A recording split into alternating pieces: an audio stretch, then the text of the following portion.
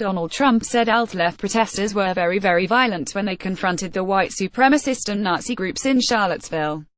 Photo app Washington, New York. A day after belatedly faulting white supremacists for deadly clashes in Virginia, President Donald Trump returned to his controversial position that there was blame on both sides for the weekend violence, saying that liberal counter-protesters also bore responsibility.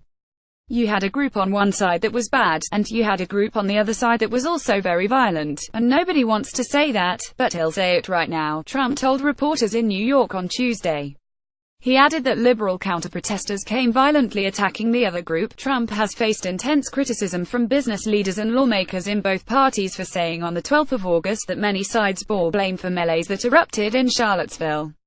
He waited until Monday to respond to that backlash by reading a prepared statement: "Racism is evil, and those who cause violence in its name are criminals and thugs, including the KKK, neo-Nazis, white supremacists, and other hate groups." Also read Twitter user under fire for outing Virginia protesters. That stance lasted one day.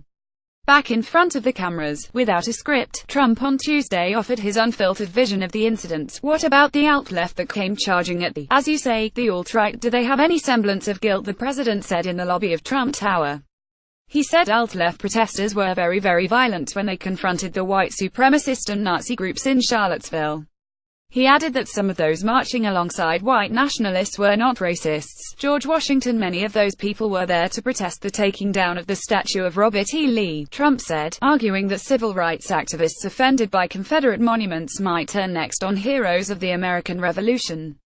This week, it is Robert E. Lee, and this week, Stonewall Jackson. Is it George Washington next? You have to ask yourself, where does it stop? House Speaker Paul Ryan of Wisconsin distanced himself from Trump's latest remarks, though he avoided criticizing the president in a statement released via Twitter. "We must be clear. White supremacy is repulsive. This bigotry is counter to all this country stands for. There can be no moral ambiguity," Ryan said. The violence erupted as white nationalists gathered in Charlottesville over the weekend to protest the city's decision to remove a statue of Lee, a Confederate general in the Civil War, from a public park. One woman was killed and at least 19 others were injured after an Ohio man allegedly rammed a group of counter-demonstrators with a vehicle, and 2 Virginia state troopers who were observing the demonstrations died in a helicopter crash nearby.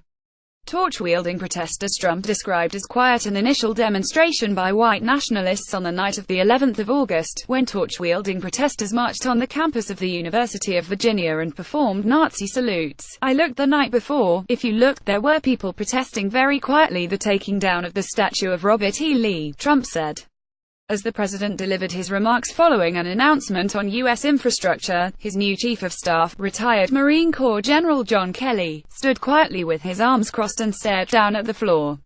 Former Ku Klux Klan leader David Duke, who attended the Charlottesville rally, applauded the president's performance.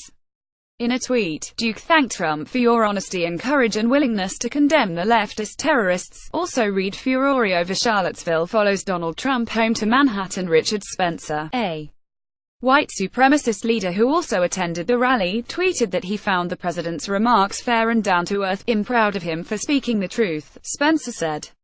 The Charlottesville controversy in some ways mirrored an incident during the presidential campaign when Trump took days to disavow an endorsement from Duke.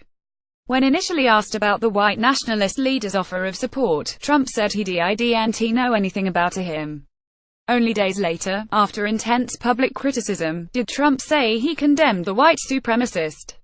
Trump said Tuesday he didn't know Duke had attended the Charlottesville rally. Be correct. The president used his remarks Tuesday to unleash a torrent of attacks against liberal groups and the media, accusing them of distorting his position.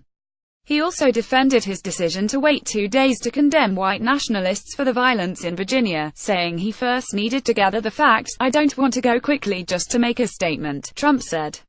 "When I make a statement, I like to be correct." Several Republican lawmakers challenged the president's statements more directly. The organizers of events which inspired led to Charlottesville terrorist attack are 100% to blame, Republican Senator Marco Rubio of Florida said in a series of tweets. "Mr. President, you can't allow white supremacists to share only part of blame. They support idea which cost nation world so much pain. Very frustrating. Representative Dennis A. Ross, a Florida Republican who was an early supporter of the president, said in a phone interview it was very frustrating for those of us who want to start focusing on the issues ahead. Tax reform, infrastructure, the debt ceiling. I wish we would start focusing on those issues, and we need to start healing and bringing people together, instead of peeling back the scabs, Ross said. Democrats blasted the president's statement as well. House Minority Leader Nancy Pelosi said Trump has sheltered and encouraged the forces of bigotry and discrimination. There is only one side to be on when a white supremacist mob brutalizes and murders in America, the California Democrat said in a statement. The American people deserve a president who understands that. CEOs cut ties since the bloody melee in Charlottesville, Virginia, on the 12th of August. Several corporate executives have cut ties with the White House. Merck Co. Chief Executive Officer Kenneth Frazier, then Under Armour Inc.'s Kevin Plank and Intel Corp.'s Brian Kranich stepped down from the White House business group set up to advise the president on Monday.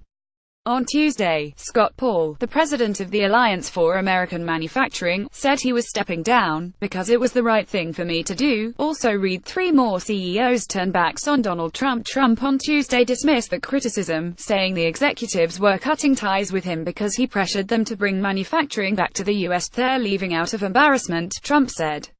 He added that he had been lecturing the corporate executives. Representatives of the AFL-CIO resigned from the Manufacturing Council shortly after Trump spoke Tuesday. We cannot sit on a council for a president who tolerates bigotry and domestic terrorism, AFL-CIO President Richard Trumka said in a statement. Trump told reporters he hadn't consulted with Stephen Bannon, his embattled chief strategist, about the decision not to initially explicitly condemn the hate groups. But he said Bannon, who ran Breitbart News and has embraced the alt-right, was not a racist. At the same time, Trump said we'll see what happens when asked about Bannon's future. Bloomberg.